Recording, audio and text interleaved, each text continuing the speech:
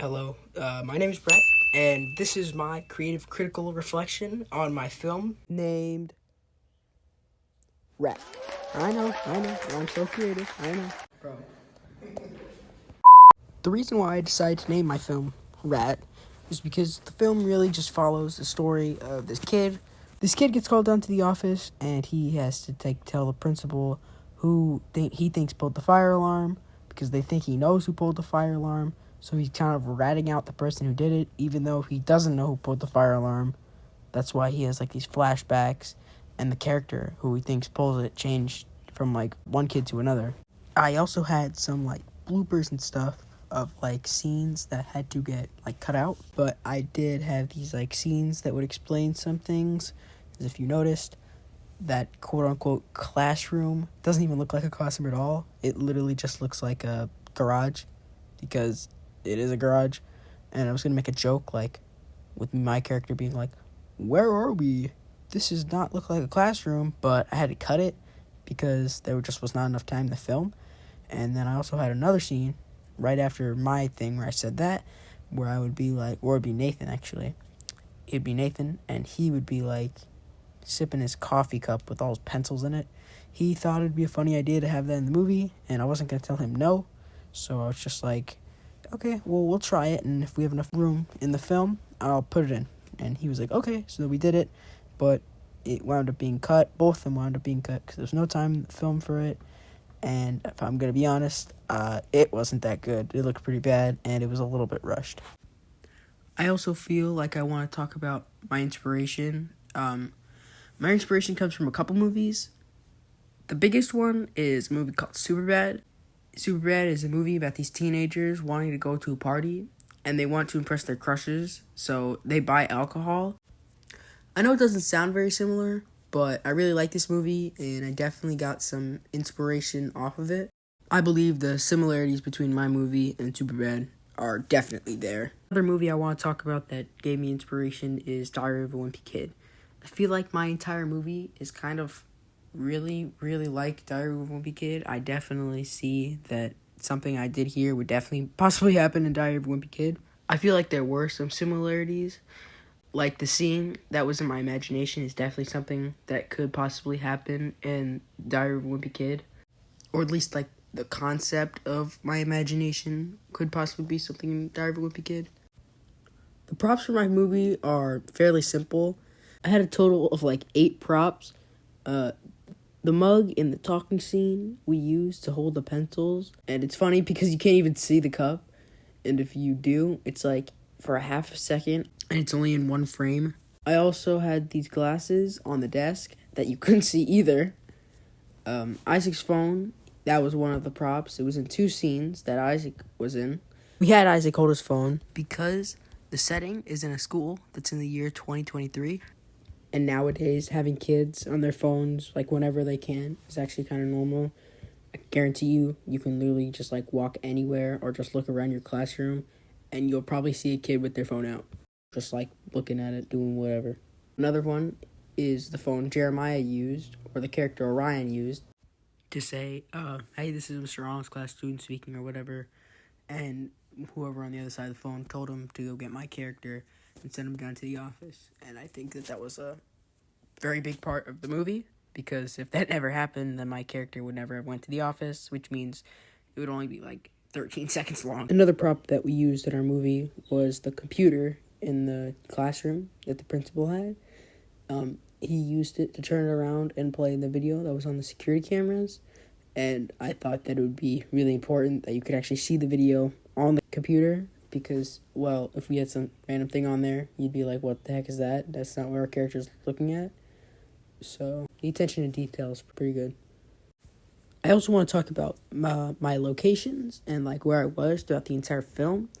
The entire film was filmed at school, besides just, like, at school, because that's not really a good answer. Inside the school, there is a couple places that we were. The first one was obviously my first period classroom. That's where, like, 2 shots were, those, like, second and third shots of the film. My first shot of the film was actually right outside of that classroom, my first period classroom, and I did this on purpose because if you go to my school, which I'm pretty sure anyone that listens to the CCR does, they're going to know, like, oh, I know that classroom. That's right outside of my media studies class. The walking scene was only, like, I would say 30 feet away from my first period classroom, where I was walking down that yellow hallway. That was not very far away, and that scene was only like a couple seconds long. I just walked down the end of this hallway and literally just stood there and said absolutely nothing. It was the most awkward thing I've ever done, and the cameraman was just like staring into my soul. Another place is the bathroom, and actually in the bathroom was my favorite scene. I love doing that one because that was like my best directing. I feel like I had good actors with me that day. Jeremiah, he was a very good actor.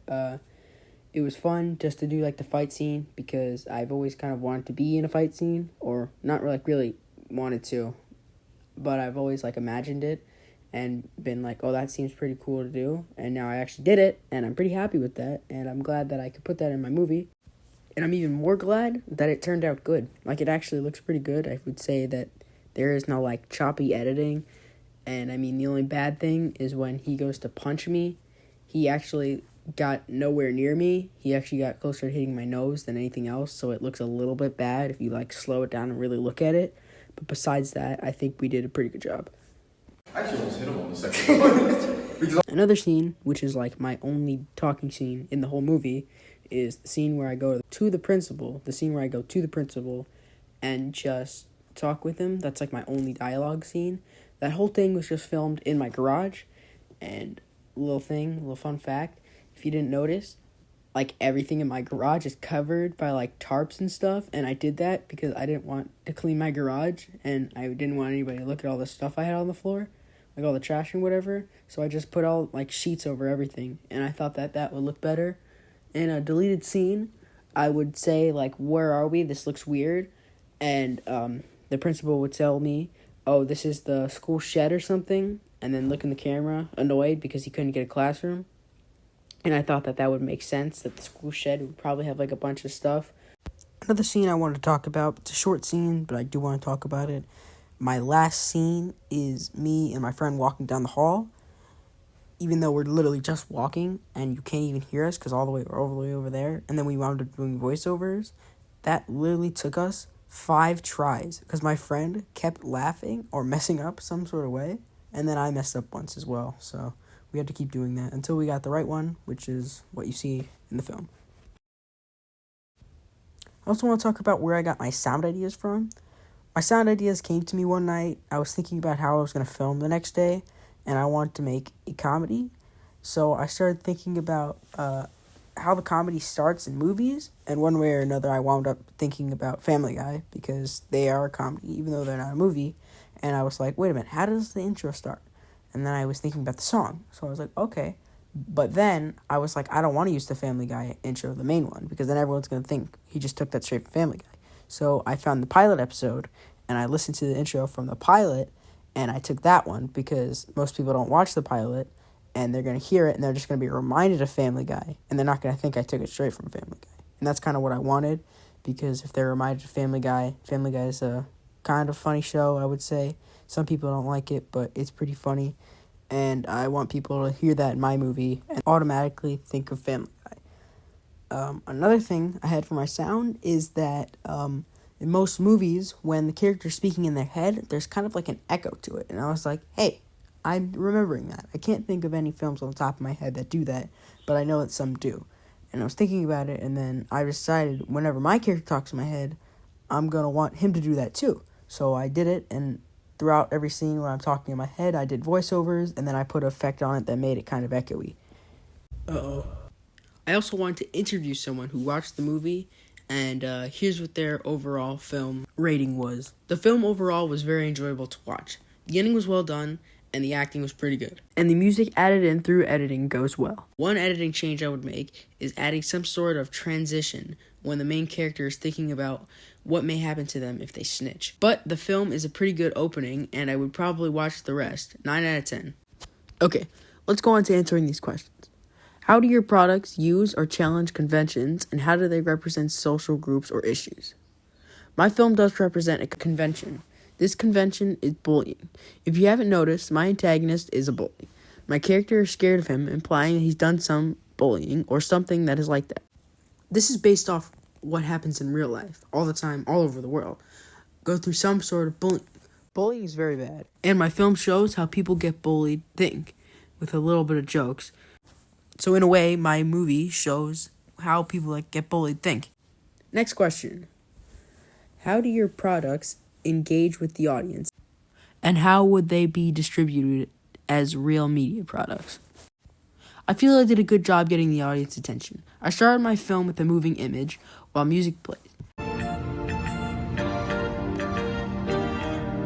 I feel that the scenes have quite a lot going on, and they don't last as long, so I feel that it's a little hard to lose focus while watching my film. The talking scenes go back and forth between me and the principal before those scenes get stopped by other scenes. I think my best scene was the fight scene. The camera shakes and the cuts between shots were pretty good, even though it was only like 30 seconds. I think I used some real movie tactics. I'm not sure which ones, but I know movies do things in a certain way so the viewer doesn't get bored. And I know I definitely attempted that. Next question. How did your production skills throughout this project? My skills definitely improved since the last time I filmed something. I've learned so much from filming and recording. This film has taught me the difficulties of filming and good techniques for filming. It also taught me ways to get better audio, voiceovers, and much more.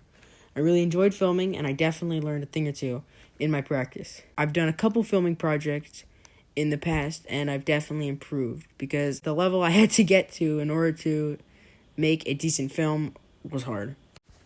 This is my last question. How did you integrate technologies with this project? I feel my whole movie revolves around technology. My film was recorded and editing using technology, and all different forms of technology is used in my film, like kids being on their phone, the security camera that caught Orion pulling the fire alarm, the computer that showed me Orion pulling the fire alarm, the phone used to call my character down to the office or the classroom, I guess. Overall, I think technology definitely played a massive part in my movie and an even bigger part in the movie-making process. Thank you all for watching my CCR and watching my movie. This was really fun for me to do, the movie part. Thank you for watching, and yeah, goodbye.